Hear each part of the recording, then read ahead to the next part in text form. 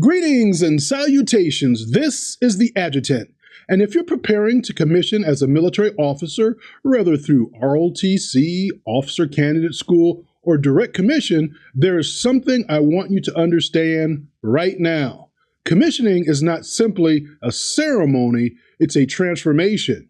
You are crossing a line that separates being a participant in the system from becoming responsible for the system.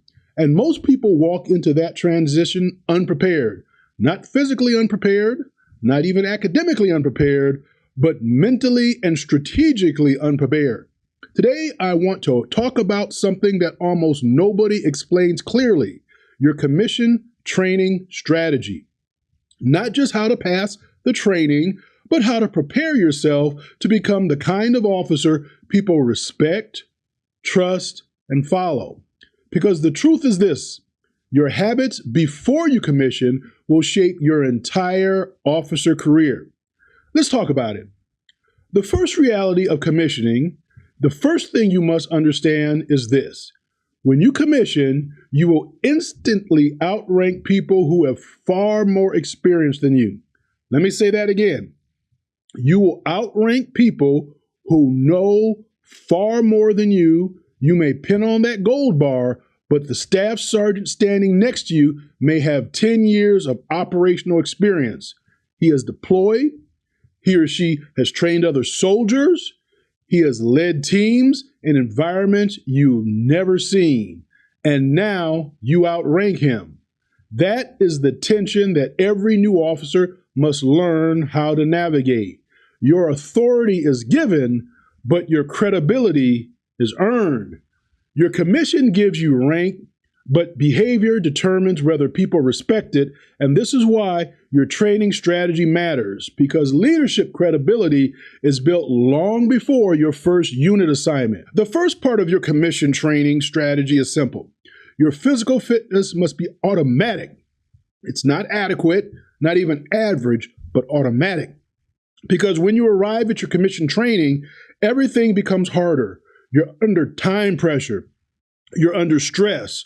You're being evaluated. And if your physical fitness is barely meeting standard, then you are operating at a limit before the training even begins. This is a mistake. Your goal should be this. When the training begins, you should feel like the physical standards are manageable. You should not be struggling to pass. You should be able to perform while thinking clearly, because leadership requires mental clarity under stress. And if you are exhausted and barely surviving, you cannot lead effectively. The best officers I have ever seen in training were not the loudest. They were the calmest, because their preparation had already been done. They had trained their bodies long before the evaluation began. So if you're preparing to commission, run farther than required, ruck farther than required, train harder than required, because preparation creates calm. Now let me talk about something many commissioning candidates misunderstand. They believe the key to success is memorizing regulations, rank structure, military history. And yes, those things do matter, but the real skill of an officer is not memorization. The real skill is leadership, judgment, the ability to make decisions when information is incomplete, the ability to remain calm when pressure increases, the ability to communicate clearly when people are looking at you for direction. That is leadership. So part of your commission training strategy should include studying leadership itself. Read about decision-making, read about command presence, read about emotional intelligence. Study how leaders manage people, because soldiers do not follow rank. They follow competence, character. If you want to be an effective officer, start developing those qualities now. Another thing you have to understand is learn the art of listening. This next part may surprise some people, but the most powerful leadership skill for a new officer is listening. When you arrive at your first unit, you will have a platoon sergeant. That platoon sergeant may have 15 years of experience. Your job is not to prove that you are smarter. Your job is to learn and observe. Ask questions, Pay attention, because the fastest way to destroy credibility as a new officer is arrogance. The fastest way to build credibility is humility combined with competence. Your soldiers will watch how you treat the NCOs. They will watch whether you listen. They will watch whether you respect experience. And those early observations will shape how they see you. So build humility into strategy, not insecurity, humility. The confidence to lead while still being willing to learn. Then there's another step that you need to understand. That's to develop command presence. Now let me talk about something that is rarely taught formally, and that is command presence. Command presence is not about yelling and screaming and running around. It's not about intimidation. It's about clarity and confidence. It is the ability to speak in a way that make people pay attention. It's the ability to deliver instructions clearly. It is the ability to remain composed even when things go haywire or wrong. And this skill can be practiced. Practice briefing information. Practice speaking clearly. Practice explaining tasks. Record yourself if you need to, and you want to watch how you carry yourself, because leadership communicated through more than just words. It is communicated through posture, tone, confidence, and the moment you stand in front of soldiers, they will immediately begin forming an opinion of you. Your goal is not to impress them. Your goal is to project clarity and stability. That is command presence. Now, there is another shift that occurs with communication, and that is responsibility. Before commissioning, mistakes affect you. After commissioning, your decisions affect everyone under you. Their training, their safety, their careers, their families. That responsibility, folks, is real, and it should never be taken lightly.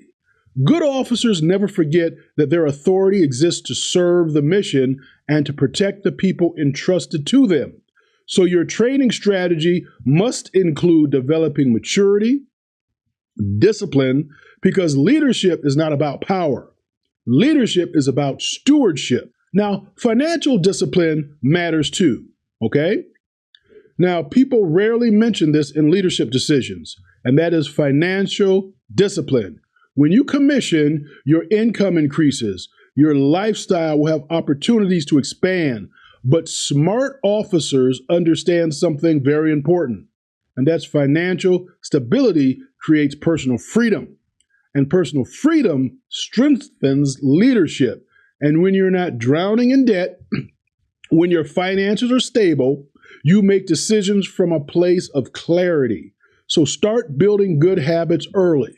What does that mean? Save, invest, avoid unnecessary debt, because leadership begins with personal discipline.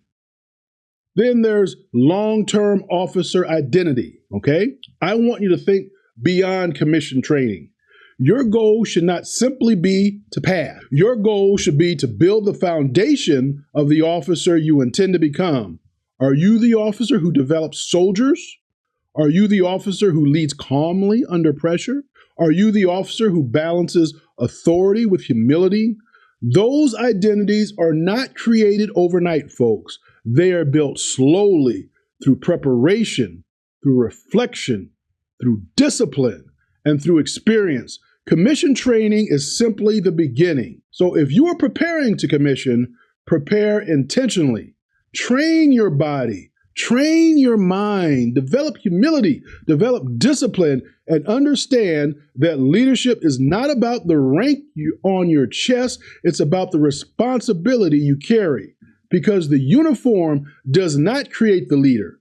Preparation does. And if you want to learn how to build real long-term wealth while serving in the military, then you should watch the next video right here, because understanding military benefits and financial strategy can completely change your future. This is the Adjutant. Clarity over confusion. And I'll see you in the next video. Shalom.